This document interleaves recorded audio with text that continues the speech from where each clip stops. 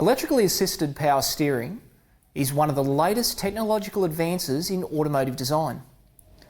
Manufacturers are replacing the proven hydraulic pump assist system with a computer-controlled electric motor.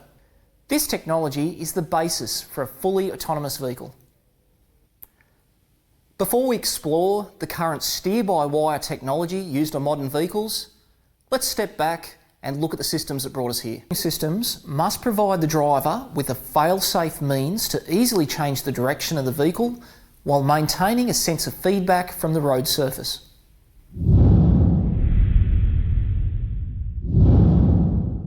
The steering linkage connecting the steering box and wheels usually conforms to a variation of Ackerman steering geometry. This is required to avoid tyre slip when turning a corner. This geometric arrangement of linkages in the vehicle's steering has been designed to solve the problem of wheels on the inside and outside of a turn needing to follow different radii. The solution to this is for all wheels to have their axles arranged as radii of circles with a common centre point. Because the rear wheels are fixed, this centre point must be on a line extended from the rear axle.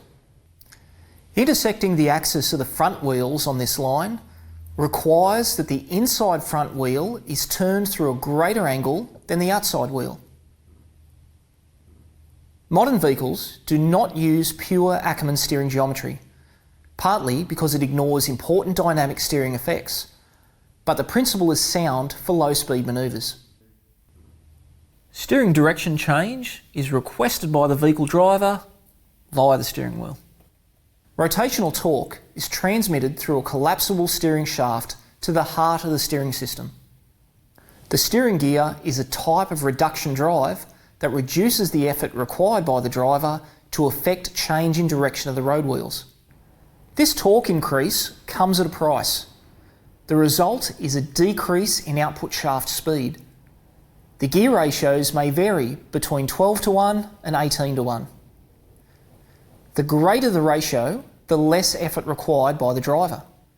However, this means it takes more turns of the steering wheel to change the direction of the road wheels. Two of the most common variations of steering box are the rack and pinion and the worm and sector type.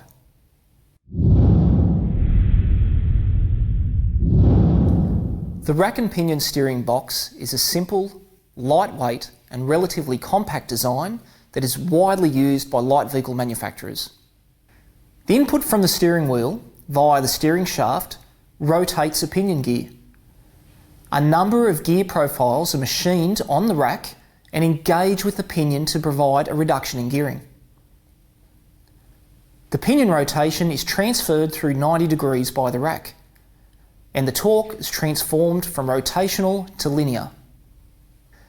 The pinion is supported by roller bearings at each end of the shaft, and either an adjusting nut or shim packs are used to provide a light preload onto the bearings. The rack is provided with support bushes at each end of the housing and is fitted with a bellows-style dust boot at each end. When rotational torque is applied to the rack from the pinion gear, there is a natural tendency for the two gears in mesh to try and separate from each other. A spring-loaded yoke is installed to provide a sliding preload to the underside of the rack. This preload keeps the two gears in contact with each other and all but removes the need for ongoing adjustment. The manual steering rack is generally lubricated by a heavy gear oil or grease.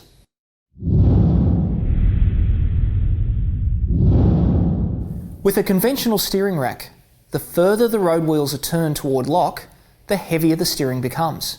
This is due to the steering arm geometry design of the vehicle.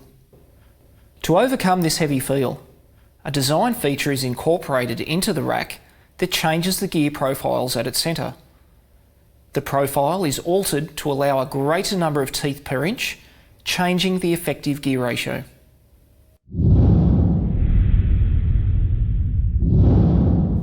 The worm and sector steering box is designed with a worm drive input shaft supported by roller bearings.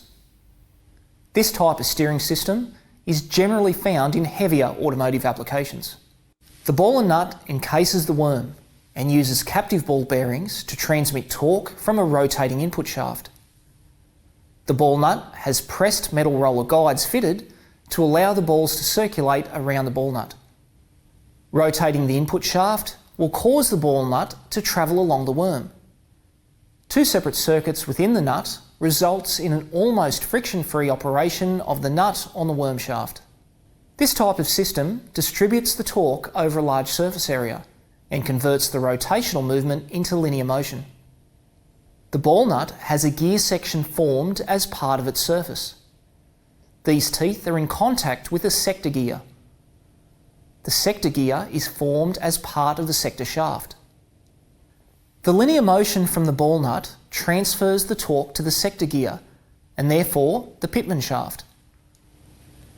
To ensure correct contact between the nut and sector is achieved, a captive screw is fitted into the top of the sector shaft, allowing it to be raised or lowered to obtain the correct gear tooth clearances. The manual worm and sector steering box is lubricated by a heavy gear oil similar to the steering rack.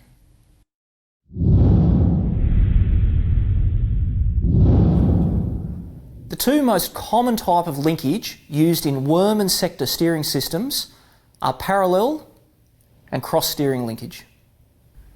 The parallel linkage system is comprised of the pitman arm, idler arm, drag link and tie rods to transfer the linear motion from the steering box to the steering knuckles. A pitman arm is attached to the pitman shaft via an internal spline.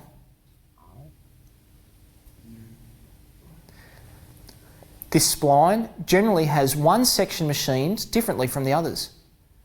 This is known as a master spline and prevents the arm from being incorrectly positioned on the shaft. The idler arm is the partner component to the pitman arm. Both of these components support the drag link in its correct horizontal plane. The idler arm mirrors the movements of the pitman arm. The drag, or centre link, is the bar between the pitman and idler arms. It is designed to push or pull the tie rods depending on pitman arm input.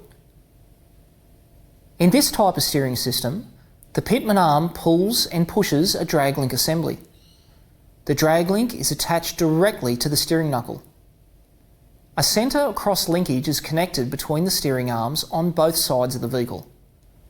The drag link exerts longitudinal force to the steering knuckle, which is then transferred via the knuckle laterally to the opposite knuckle, allowing both wheels to be turned.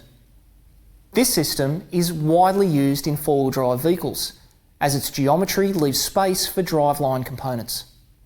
Steering designs have been improved and changed over the years, but a sound understanding of these basic components and systems is needed before power-assisted steering can be fully understood. Thanks for watching.